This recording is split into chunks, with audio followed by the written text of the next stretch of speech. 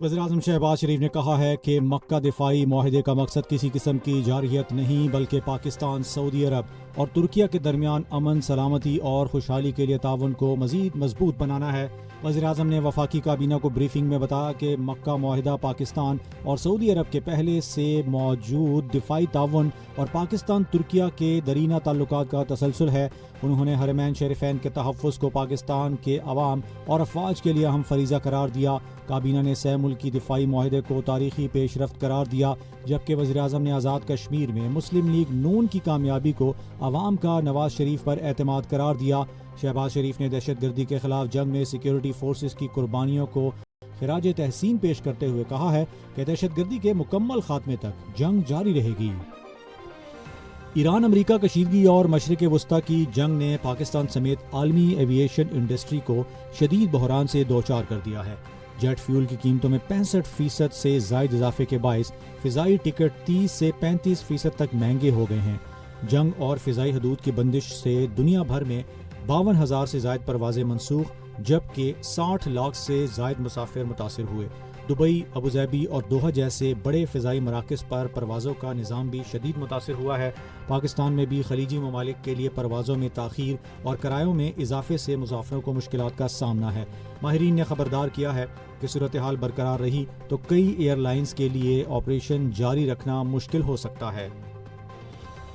अपनाए हुर्मज़ में जारी कशीदगी के दौरान अमरीका और ईरान के दरमियान लफ्जी जंग भी शिद्दत इख्तियार कर गई है। अमरीकी सदर डोनाल्ड ट्रंप की जानिब से ईरान से मुतल्लिक हिकमत अमली को शतरंज के खेल से तशबीह देने पर ईरानी वज़ारत ख़ारजा के तर्जुमान इस्माइल बकाई ने कहा है कि ईरानियों ने साबित कर दिया है कि वो शतरंज के पेशावर खिलाड़ी हैं।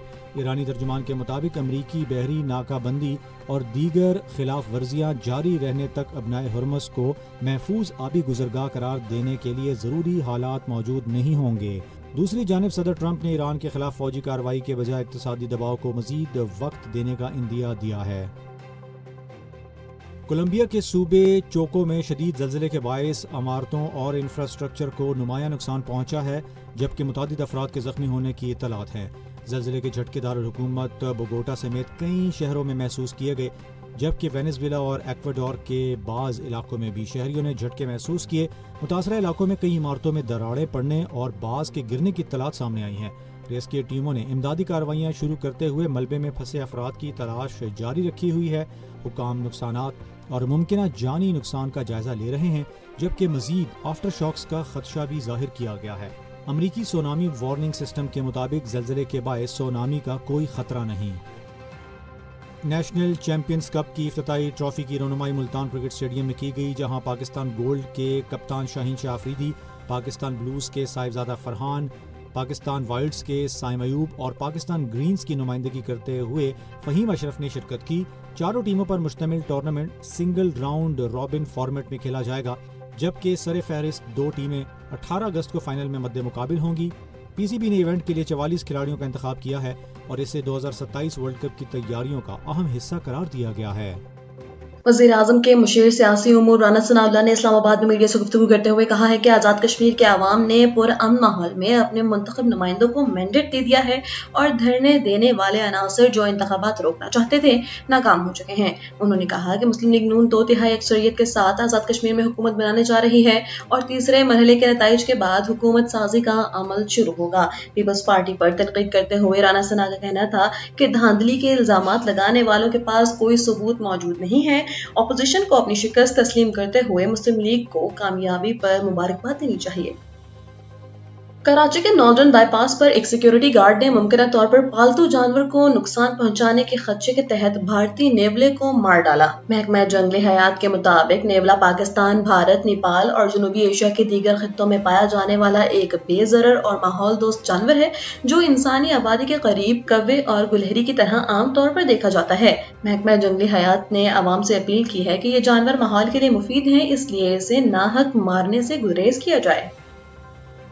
چیئرمین HEC ڈاکٹر نیاز احمد نے چین کے 2 ہفتے کے کامیاب دورے کے بعد کہا ہے کہ چین کی غیر معمولی سائنسی و معاشی ترقی کی بنیادی وجہ جامعات، تحقیق اور صنعت کا مضبوط ربط ہے۔ انہوں نے بتایا کہ دورے کے دوران پاکستانی اور چینی جامعات کے درمیان ڈوئل ڈگری پروگرامز، مشترکہ تحقیق اور پاکستان میں 10 سینولوجی سینٹرز کے قیام پر اہم پیش رفت ہوئی۔ ڈاکٹر نیاز احمد نے زور دیا کہ پاکستان کو ترقی یافتہ بنانے کے لیے جامعات کو صرف ڈگریاں بانٹنے کے بجائے قومی ترقی کے انجن کے طور پر فعال کرنا ہوگا اور تحقیق کو معاشی و صنعتی ضروریات سے منسلک کرنا ہوگا۔ آپریشن رد الفتنہ 3 کے تحت بلوچستان کے علاقے پنجگور میں سیکورٹی فورسز نے انٹیلیجنس بیسڈ آپریشن کرتے ہوئے فتنۃ الہندوستان کے سرغنہ وزیر ولد جمال سمیت 5 دہشت گردوں کو ہلاک کر دیا ہے۔ سیکورٹی ذرائع کے مطابق ہلاک دہشت گرد تاجروں سے بھتہ خوری، لوٹ مار اور اغوا برائے تاوان میں ملوث تھے، جن کے قبضے سے بھاری مقدار میں اسلحہ، مشین گنز اور موٹر سائیکلیں برآمد ہوئیں۔ وزیر داخلہ محسن نقوی نے کامیاب آپریشن پر سیکورٹی فورسز کو خراج تحسین پیش کرتے ہوئے کہا کہ فورسز کے بہادر جوان قوم کا فخر ہیں اور پوری قوم ان کے شانہ بشانہ کھڑی ہے۔ ملک بھر میں مونسون کے آغاز کے بعد شدید بارشوں کا سلسلہ جاری ہے، جبکہ مختلف علاقوں میں سیلابی صورتحال بھی پیدا ہو چکی ہے۔ ایسی صورتحال میں اپنی اور اپنے اہل خانہ کی حفاظت کے لیے کن احتیاطی تدابیر پر عمل کرنا ضروری ہے، آئیے اس ڈاکومنٹری میں جانتے ہیں۔ پاکستان کے مختلف علاقے اس وقت شدید بارشوں اور سیلابی صورتحال سے دوچار ہیں۔ محکمہ موسمیات خبردار کر رہا ہے کہ یہ غیر معمولی بارشیں ماہ کے آخر تک جاری رہ سکتی ہیں۔ سیلاب ایک ایسی قدرتی آفت ہے جو لمحوں میں سب کچھ بہا کر لے جاتی ہے۔ زمین کا پانی سے بھر جانا، ندی نالوں کا اچانک ابل پڑنا اور نشیبی علاقوں میں طوفانی ریلوں کا آنا، سب مل کر صورتحال کو جان لیوا بنا دیتے ہیں۔ ایسے فلیش فلڈز اکثر رات کے وقت زیادہ مہلک ثابت ہوتے ہیں کیونکہ اندھیرے میں پانی کی گہرائی اور رفتار کا اندازہ لگانا تقریباً ناممکن ہوتا ہے۔ یاد رکھیں، ماہرین کے مطابق آدھی سے زیادہ ہلاکتیں ان گاڑیوں میں ہوتی ہیں جو پانی میں پھنس جاتی ہیں۔ اس لیے یہ بات اپنے ذہن میں بٹھا لیں، کبھی بھی پانی سے بھرے رستے پر گاڑی نہ چلائیں۔ اگر سامنے پانی نظر آئے تو فوراً رک جائیں اور دوسرا راستہ اختیار کریں۔ اگر گاڑی اچانک بند ہو جائے اور سٹارٹ نہ ہو رہی ہو تو فوراً نکلیں اور اونچی جگہ پر پہنچیں۔ ایک انڈر پاس صرف چند منٹوں میں 5 سے 6 فٹ پانی سے بھر سکتا ہے اور یہ صورتحال زندگی کے لیے بڑا خطرہ ہے۔ سیلاب کے دوران لازمی احتیاطی تدابیر: بارش، بجلی اور گرج چمک کے دوران ہمیشہ محتاط رہیں۔ ندی نالوں، کھائیوں اور برساتی پانی کے قریب نہ جائیں۔ یاد رکھیں، صرف 6 انچ بہتا پانی بھی کسی کو گرا سکتا ہے اور اپنے ساتھ بہا کر لے جا سکتا ہے۔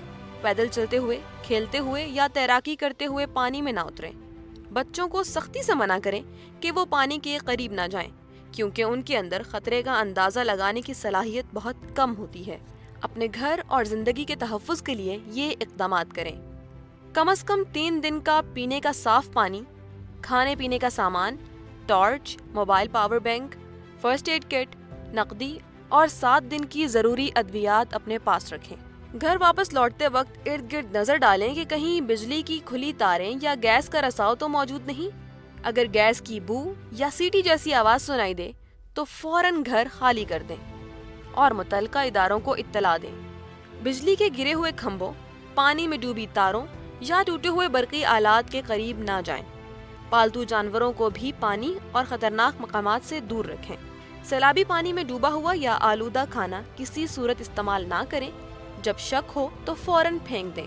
صرف صاف اور محفوظ پانی ہی پینے، کھانے اور روزمرہ استعمال کے لیے استعمال کریں۔ یاد رکھیں، آپ کی ایک چھوٹی سی احتیاط آپ کی اور آپ کے پیاروں کی زندگی بچا سکتی ہے۔ اپنے اہل خانہ کو سیلابی پانی سے دور رکھیں، حالات پر نظر رکھیں اور احتیاط کو اپنا اولین اصول بنائیں۔